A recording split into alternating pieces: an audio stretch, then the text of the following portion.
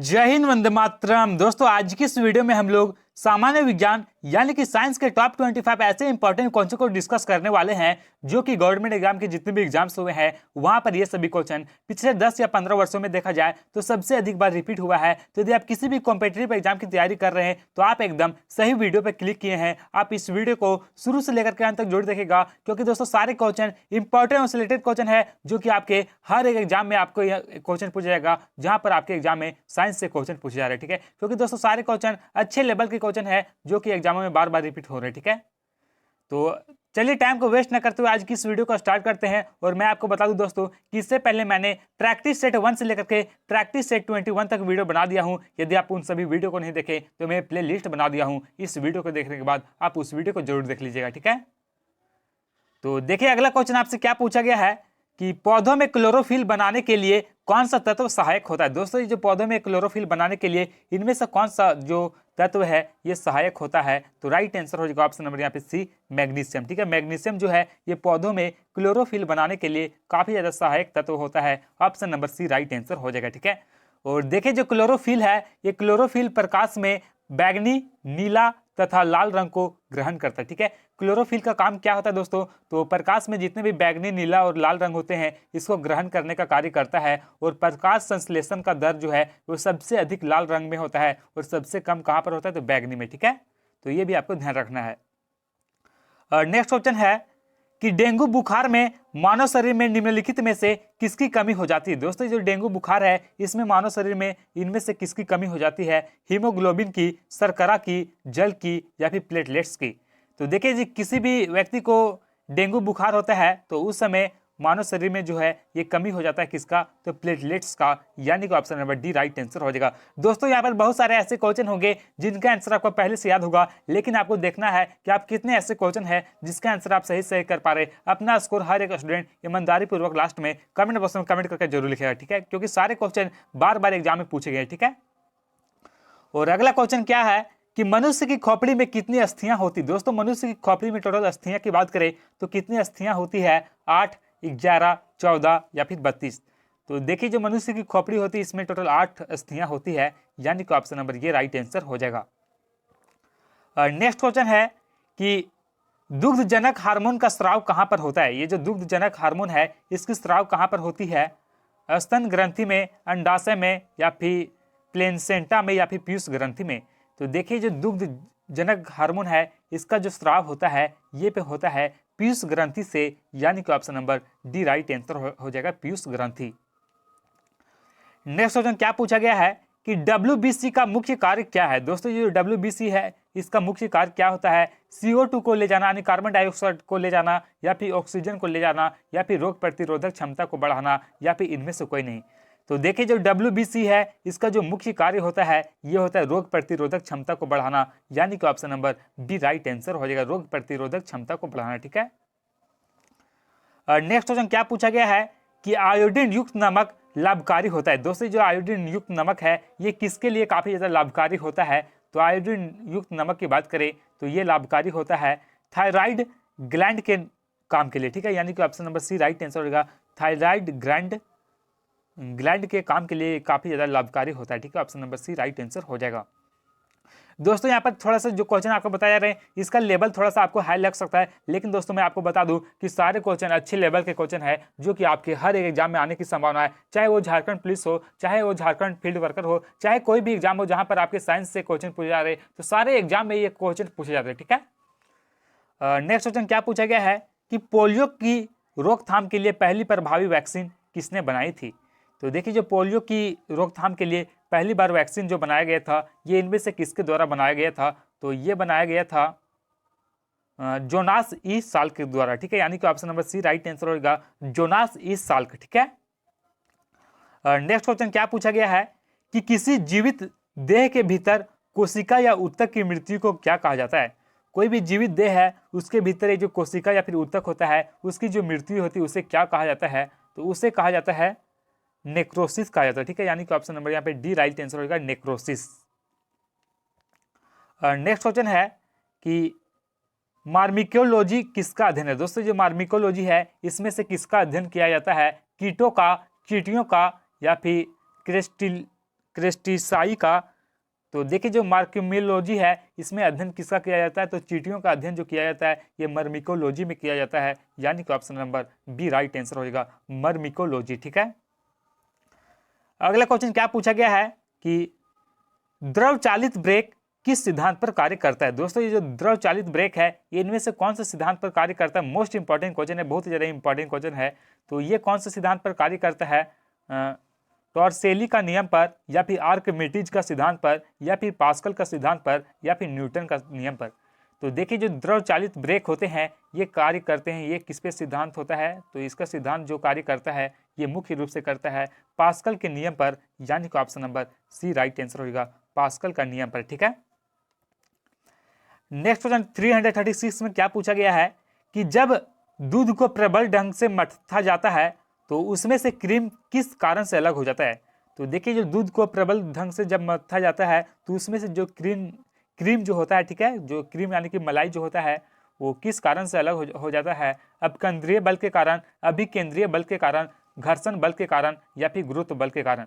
तो ऐसा इसलिए होता है क्योंकि दोस्तों ये अपकेंद्रीय बल के कारण होता है, यानी कि ऑप्शन नंबर यहाँ पे राइट आंसर हो जाएगा, ऑप्शन नंबर ये अपकेंद्रीय बल के कारण। ठीक है। तो ये आपको ध्यान में रखना। ठीक है। और देखिए जो वॉशिंग मशीन का सिद्धांत, जो वॉशिंग मशीन जो होता है ये अपकेंद्रीय बल के सिद्धांत पर ही कार्य करता है। ठीक है। तो कई बार ये भी क्वेश्चन पूछा गया है कि वॉशिंग मशीन जो है ये कौन से बल के सिद्धांत पर कार्य करता है, तो अपकेंद्रीय बल के सिद्धांत पर। ठीक है। तो ये भी आपको याद रखना है। नेक्स्ट क्वेश्चन क्या पूछा गया है कि फार्मिक एसिड इनमें से किसमें सबसे ज्यादा पाया जाता है। दोस्तों जो फार्मिक एसिड है वो सबसे ज्यादा इनमें से किसमें पाया जाता है, मोस्ट इंपॉर्टेंट क्वेश्चन है। तो देखिए यदि फार्मिक एसिड आपसे पूछा जाए तो सबसे अधिक पाया जाता है चींटी के विष में, यानी कि ऑप्शन नंबर यहाँ पे सी राइट आंसर होगा, चींटी के विष में सबसे ज्यादा क्या पाया जाता है, तो फार्मिक एसिड। ठीक है। नेक्स्ट क्वेश्चन है कि चाइनीज खाने में आमतौर पर प्रयुक्त सिरका इनमें से वास्तव में क्या है। तो देखिए जो चाइनीज खाने होते हैं उसमें आमतौर पर ये जो सिरका का उपयोग होता है ये वास्तव में क्या होता है, तो वास्तव में ये जो होता है ये होता है एसिटिक एसिड होता है, यानी एसिटिक अम्ल, option number D right answer हो जाएगा।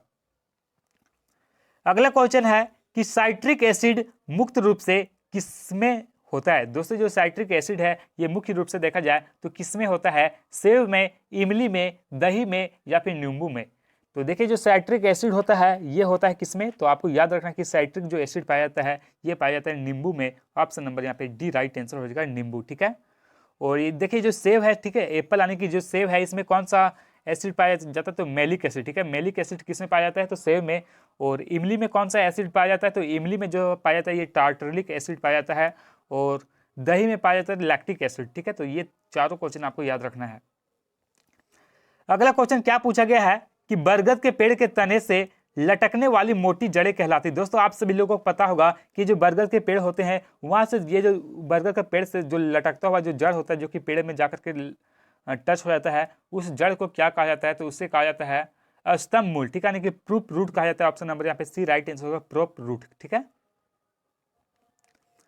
अगला क्वेश्चन है कि विटामिन सी का सबसे अच्छा स्रोत है। विटामिन सी की सबसे अच्छी स्रोत की बात करें तो विटामिन सी सबसे अच्छा स्रोत कौन है, नींबू, संतरा, आंवला, या फिर मिर्च। तो देखिए सबसे अच्छा जो विटामिन सी का स्रोत है यह है आंवला, यानी कि option number C right answer होगा, आंवला। दोस्तों बहुत सारे ऐसे क्वेश्चन होते हैं दोस्तों जो कि सारे क्वेश्चन, बहुत सारे ऐसे क्वेश्चन हो जो कि एग्जाम में बार बार रिपीट हो रहे हैं। इसलिए दोस्तों आप लोग हर एक प्रश्न को रिवीजन के उद्देश्य से पढ़ ले ताकि आपका किसी भी एग्जाम में कोई भी क्वेश्चन गलत ना हो। बहुत सारे ऐसे स्टूडेंट होते हैं जो कि वीडियो को आधा अधूरा देखकर छोड़ देते हैं। दोस्तों मैं आपको बता दूं कि सारे क्वेश्चन इंपॉर्टेंट और सिलेक्टेड क्वेश्चन है जो कि आपके हर एक एग्जाम में आने की संभावना बहुत है। ठीक है। अगला क्वेश्चन क्या पूछा गया है कि रेगिस्तान में पैदा होने वाले पौधे कहलाते हैं। दोस्तों जो रेगिस्तान में पैदा होने वाले पौधे को क्या कहा जाता है, मोस्ट इंपॉर्टेंट क्वेश्चन है। तो देखिए जितने भी रेगिस्तान में पैदा होने वाले जो पौधे होते हैं उन्हें कहा जाता है जीरोफाइट्स। ठीक है। ऑप्शन नंबर यहाँ पे ये राइट आंसर हो जाएगा, जीरोफाइट्स। ठीक है। अगला क्वेश्चन क्या पूछा गया है कि विश्व का सबसे अधिक तेजी से बढ़ने वाला जल पादप है। विश्व का सबसे अधिक तेजी से बढ़ने वाला जल पादप कौन सा, मोस्ट इंपॉर्टेंट क्वेश्चन ये भी है। तो देखिए सबसे अधिक से जो बढ़ने वाला पौधा है, पादप है, ये है जल हायंस्थीन। ठीक है। ऑप्शन नंबर यहाँ पे डी राइट आंसर होगा, जल हायंस्थीन। ठीक है। नेक्स्ट क्वेश्चन क्या पूछा गया है कि प्रयोगशाला में सर्वप्रथम डीएनए का संश्लेषण किया था। तो देखिए जो प्रयोगशाला है इसमें डीएनए का संश्लेषण जो है ये सबसे पहली बार किसने किया था? तो सबसे पहली बार जो किया गया था ये किया गया था डॉक्टर हरगोविंद खुराना के द्वारा, यानी कि option number B right answer होगा, डॉक्टर हरगोविंद खुराना। अगला क्वेश्चन है कि हीमोफीलिया में होता है। दोस्तों जो हीमोफीलिया है इसमें क्या चीज पाया जाता है? तो जो फिलिया होता है इसमें मुख्य रूप से पाया जाता है क्या चीज? तो रक्त का थक्का नहीं बनता, ठीक है। हीमोफीलिया यदि किसी को हो जाता है तो उसमें यदि आपको कभी भी चोट लगेगा तो रक्त का थक्का नहीं बनता है, option number B right answer हो जाएगा, ठीक है। अगला क्वेश्चन क्या पूछा गया है कि एक सामान्य मानव शरीर कोशिका में गुणसूत्रों की संख्या कितनी होती है? दोस्तों यहाँ पर दो क्वेश्चन यहाँ से पूछा जाता है कि एक सामान्य मानव शरीर में गुणसूत्रों की संख्या कितनी होती है। तो गुणसूत्रों की संख्या यदि आपसे पूछा जाए तो 46 गुणसूत्र होते हैं, और यदि आपसे जोड़ा पूछा जाए कि कितने जोड़ा होते हैं तो 23 जोड़ा, ठीक है। 23 जोड़ा होता है और 46 गुणसूत्र होता है, ठीक है। अगला क्वेश्चन क्या पूछा गया है कि समजात अंग होते हैं। दोस्तों जो समजात अंग है ये क्या चीज होते हैं? तो समजात अंग जो होते हैं ये रचना में समान होते हैं, ठीक है। यानी कि रचना में समान होते हैं लेकिन ये कार्य में अलग अलग होते हैं, ठीक है। समजात अंग जो होते हैं ये रचना में समान होते हैं लेकिन कार्य में अलग होते हैं, तो ऑप्शन नंबर यहाँ पे ये राइट आंसर हो जाएगा, ठीक है। अगला क्वेश्चन क्या पूछा गया है कि समरूप अंग होते हैं। दोस्तों जो समरूप अंग है ये क्या चीज होते हैं? तो समरूप अंग में जो होते हैं ये कार्य में समान होते हैं लेकिन रचना में समान नहीं होते, ठीक है। यानी कि option number B right answer होगा, कार्य में समान होते हैं लेकिन रचना में समान नहीं होते हैं। नेक्स्ट क्वेश्चन है कि ऑक्टोपस में भुजाओं की संख्या कितनी होती है? तो देखिए जो ऑक्टोपस है इसमें भुजाओं की संख्या यदि आपसे पूछा जाए तो इसमें टोटल कितनी भुजाएं होती है? तो 8, ठीक है। ऑप्शन नंबर यहाँ पे सी राइट आंसर हो जाएगा। नेक्स्ट क्वेश्चन है कि दुग्ध प्रोटीन को पचाने वाला एंजाइम है। दुग्ध प्रोटीन को पचाने वाला इनमें से कौन सा एंजाइम है? तो ये है पेप्सिन, यानी कि ऑप्शन नंबर ये राइट आंसर हो जाएगा, पेप्सिन। तो दोस्तों आज की इस वीडियो में बस इतना ही, और आपने टॉप 25 क्वेश्चन में से कितने ऐसे क्वेश्चन थे जिसका आंसर आप सही से कर पाए? अपना स्कोर कमेंट बॉक्स में कमेंट करके जरूर लिखेंगे, और आपको वीडियो कैसा लगा ये भी आप जरूर लिखें, क्योंकि दोस्तों मैं इस चैनल के माध्यम से मैं सिर्फ उन्हीं सभी क्वेश्चन को लाता हूं जो कि आपके एग्जामों में बार बार रिपीट हो रहे हैं। और मैं आपको बता दूं कि इससे पहले मैंने प्रैक्टिस सेट 1 से लेकर के प्रैक्टिस सेट 21 तक वीडियो बना दिया हूं। यदि आप उन सभी वीडियो को नहीं देखे तो डिस्क्रिप्शन बॉक्स में मैं लिंक दे दिया हूँ प्लेलिस्ट का, आप सारे वीडियो को एक एक बार रिविजन के उद्देश्य से पढ़ ले, ताकि आपका किसी भी एग्जाम में कोई भी क्वेश्चन गलत ना हो। क्योंकि दोस्तों इस चैनल के माध्यम से मैं साइंस के लगभग 1500 से प्लस इंपॉर्टेंट क्वेश्चन को कवर कराऊंगा। यदि आप उन सभी क्वेश्चन को पढ़कर चले जाते हैं तो मैं आपको गारंटी के साथ कर सकता हूं कि आपका किसी भी एग्जाम में उससे बाहर क्वेश्चन नहीं आने वाला, ठीक है। इसलिए आप इस वीडियो को लाइक करें, चैनल को सब्सक्राइब करें, ताकि आपको हर एक दिन 7 बजे इस दोस्तों रोज वीडियो आता है, ताकि आप सारे वीडियो को देख पाए, ठीक है। तो चलिए फिर से हम लोग मिलते हैं नेक्स्ट वीडियो में, तब तक के लिए जय हिंद, जय भारत।